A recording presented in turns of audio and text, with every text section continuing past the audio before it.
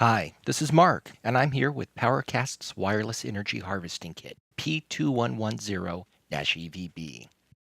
Powercast has technology that allows energy harvesting from RF energy. As soon as you attach an antenna, the device begins collecting energy from radio waves. The kit includes the TX91501 3-watt 915 MHz transmitter. This operates in the 902 to 928 MHz ISM band and has a bandwidth of approximately 2 MHz.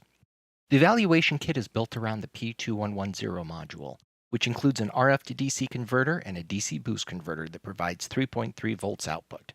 Energy is stored in capacitors on the evaluation board, and when they charge sufficiently, the DC boost converter turns on and supplies a host microcontroller with 3.3 volts direct current. To help understand the circuit, Powercast has included a custom wireless sensor board that sends updates to a custom access point. Thanks, and we'll see you at the next hardware evaluation.